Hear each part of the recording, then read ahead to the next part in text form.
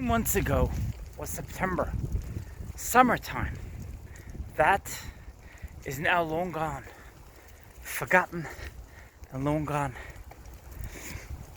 It's amazing when you look at the weather now and you reminisce what it was like in the summer.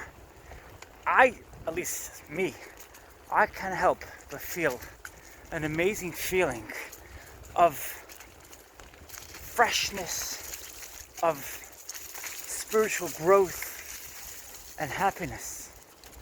Every season brings with it its amazing benefits, its amazing lessons, and its amazing means of freshness, fortitude, resilience, courage, and determination.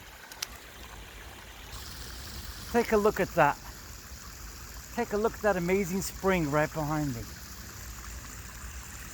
Beautiful. It's beautiful. During the summer months, I often came out here doing videos here on my channel. And I felt really inspired. It felt quite amazing when I put out good videos, good content, and great messages about spirituality, about growth, about resilience, fortitude, courage, determination, perseverance, etc. The summer is behind us. It's over. The autumn period is all about changing color. It's all about changing another paradigm, another setting, another way of living. And it's all about renewal, freshness, fortitude, and most of all, another means of finding courage from within you. Every season brings with it amazing benefits, amazing strengths, and amazing means of survival. There are lessons to be had, there are lessons to learn from every season, from every different paradigm we come into in our life. It's cold. The birds are chirping. Could you hear that? The birds are chirping. It's cold.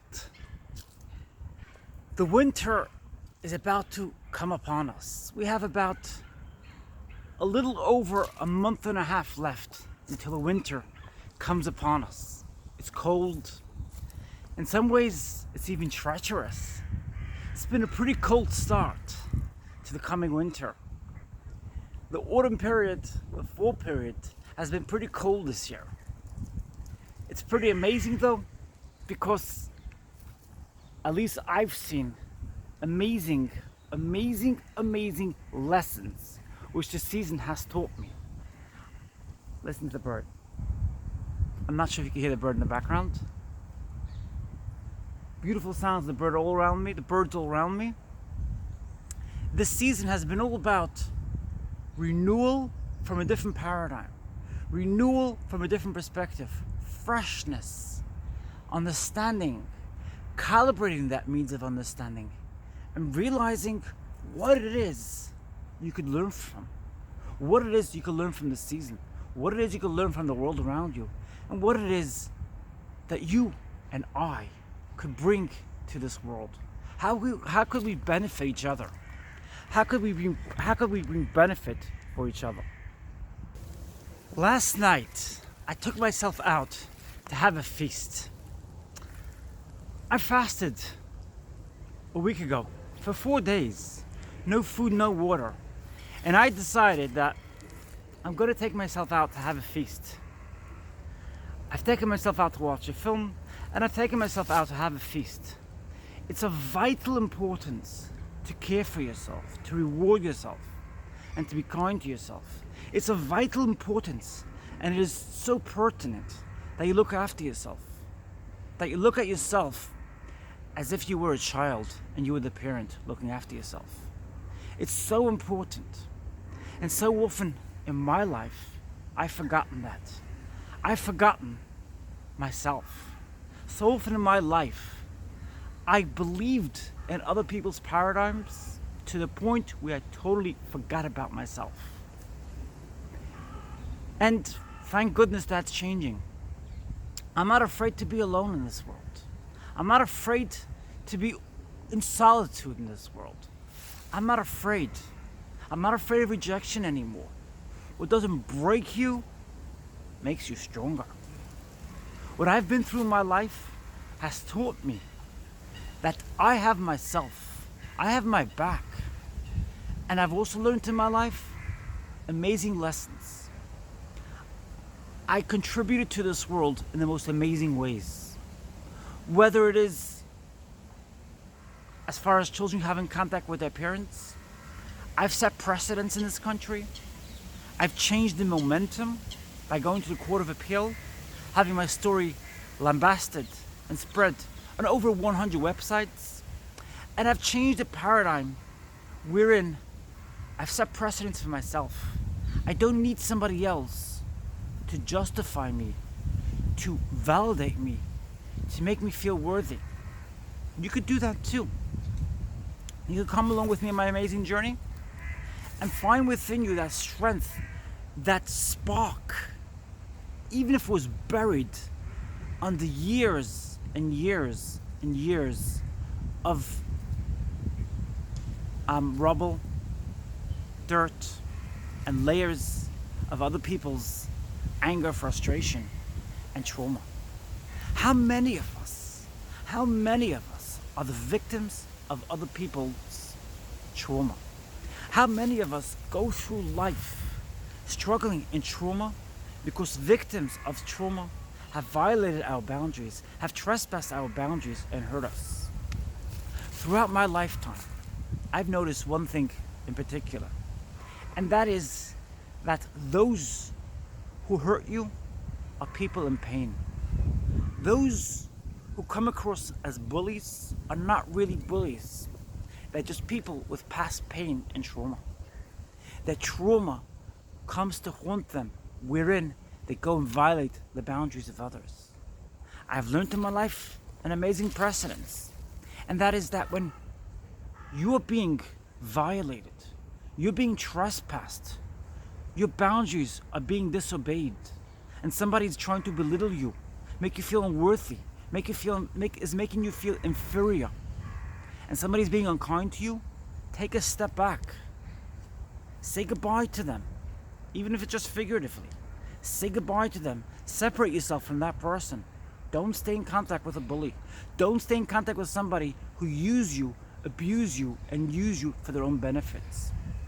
So many people in my past used me for personal gain, used me for personal benefit.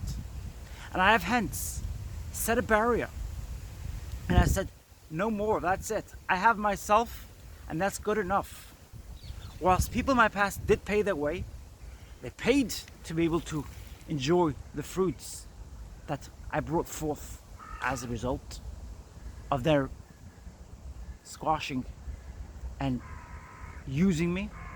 I paid a price for it, and they paid for it too. But that doesn't mean that because somebody paid to be able to enjoy the fruits, the oil, the strengths from within you, it doesn't mean that they have a right to violate you. It doesn't mean that they have a right to make you feel inferior. It doesn't mean that they have a right to make you feel invalidated as a result and unworthy. You're worthy. You're important.